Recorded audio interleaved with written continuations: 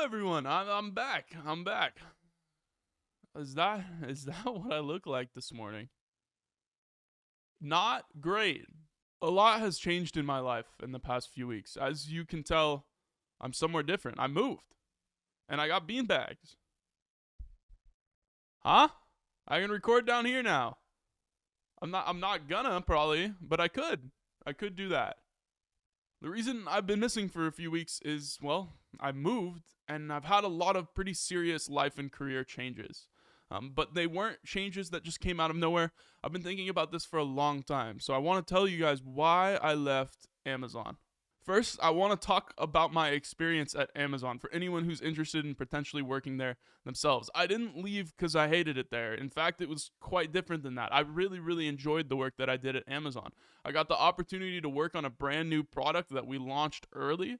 My manager was great, and my team was full of a bunch of really talented and, most importantly, friendly and kind engineers that I had a pleasure working with.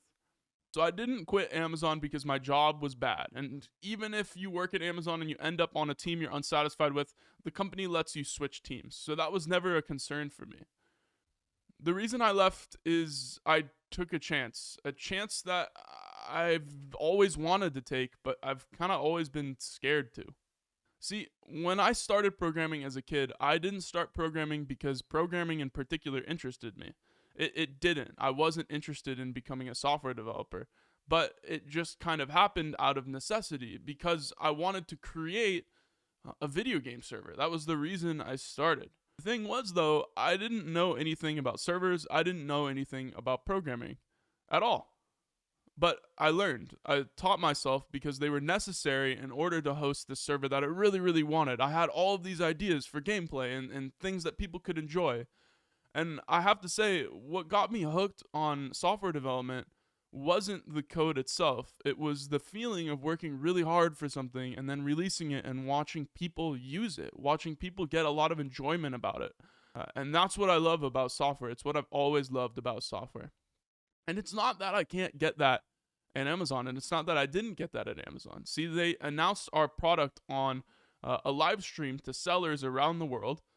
And I got to watch real time sellers react to seeing the product for the first time, and that was awesome. But there's something missing. There was kind of a big chunk missing. This is a strange thing to say on camera, but I don't actually love software development. I love what it lets me do. I love creating things. And at a company like Amazon, I'm just kind of given requirements. And sure, I can provide my feedback on it and tell them what I think, but at the end of the day, those decisions don't lie on me. And what I'm there to do is to write code primarily. And although that job might sound like a dream to most people, it's not a dream to me. I don't just like writing code for requirements that other people have made. I want to make those requirements myself. Which is why I decided to take a leap I've been wanting to take ever since I first started my little video game server as a kid.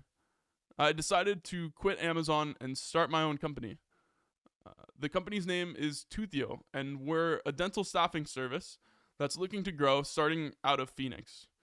I won't bore you too much with the details, but essentially what we're doing is we're building a marketplace platform, kind of like Uber, but for dental hygienists and assistants to pick up shifts on their spare time. I'll leave a link down below if that interests you, or if you know any dental practices or hygienists that you would love to refer to us. That would be fantastic. In order to do this, in order to chase that dream, I had to leave Amazon. I had to take a big risk. See, I left behind pretty much all of my security. Amazon paid me well, and other jobs have paid me well in the past. But when you start a company, you don't really have any money outside of my own. So I quit, and I've taken no salary for a while until my company gets their feet on the ground and we start really running. Since I'm expecting to take no salary for a while, I needed some life changes outside of just quitting my job. I moved, and as you can see, like I said at the start of the video, I'm in a new room. If you watched my content before, you know that my last apartment was pretty neat. I had a lot of really cool murals on the wall, and the apartment itself was in this massive skyscraper. It was beautiful. I really loved it there. But I didn't love it more than I loved my freedom to truly create anything that I want. And that chasing of that freedom has led me here. I've downgraded quite a bit in terms of the complex. Maybe I'll show like before and after. I'm far from roughing it, right? Like I'm still in a pretty nice apartment. I've got multiple bedrooms. I've got space for my office. I've got space for myself and my dog. But it's the downgrade. It's definitely a lot lower than the quality of life I had before.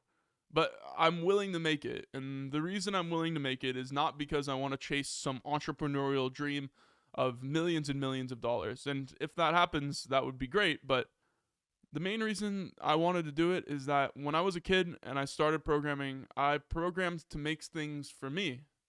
I programmed to make the things that I wanted to make. And throughout my entire career, I've always chased that high. And I've never found it anywhere else.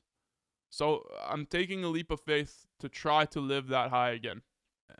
I think my biggest fear my entire life has been living my life and having a career that I look back on and say, damn, I wish I chased that idea. I wish I chased that passion more. Because I think it can be really easy for us to get into the groove of a 9 to 5 that pays well. It can be really easy for us to fully separate work and life, but that's not really what I ever wanted. I didn't want to have a work, and I didn't want to have a life. I wanted to have just a life, and I wanted my work to be something that I'm passionate about and something that I'm not confined to specific hours, and I work on it because I want to, not because I have to. And that's what I'm here to chase. I'm here to chase working out of want, not working out of have. That feeling of wanting to work on something is what I get working on not just Toothio, but also these YouTube videos. And now that I'm not at Amazon, I can truly be fully unchained and make whatever video I want on whatever subject I want. So expect more videos in the future, not just videos about programming, but videos about products, videos about building a company. I want to share all the things I'm doing with you guys, and I hope that anyone watching this, I know there's only a few hundred of you right now, but I hope that anyone watching my content is excited about taking some of this journey with me. I plan on sharing a lot of it with you guys. You guys have been fantastic. It's been really awesome to see everyone's reception to the content that I've been making, and I can't wait to make more. Expect at least one video a week, at least one. I would really love to do more than that, but starting a company is time consuming, man. But at least one a week. This is like my side project to avoid burnout, is that like when I'm feeling a little burnt of writing code, I'll make a video about something. I don't know what. And maybe we'll do some live coding as well in the future. I have a few ideas for live coding, like actual real production apps that I then go deploy. Not for Toothio, but just like little fun ideas that I've had and want to work with. If that sounds interesting to you, leave a comment down below and let me know. I would be lying if I said I wasn't a little bit nervous. It's a big risk giving up a 6-figure plus job to start your own company and to chase some dream. But I think it'll be worth it. I hope so. I also lost my dog this week. I did.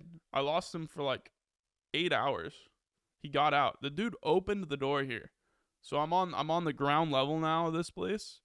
And before I was like I was in a skyscraper, like I said, and the dude opened the door and he just left. And I was searching for him for like 8 hours. Fortunately, some good Samaritan nearby found him.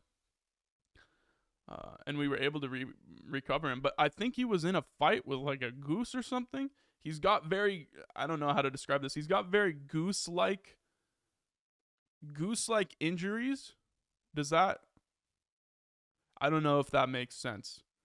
It looks like he was bit by something, but it wasn't a dog, and there's a lot of goose nearby. So I think my dog got in a fight with a goose, and he lost. It looks like he lost.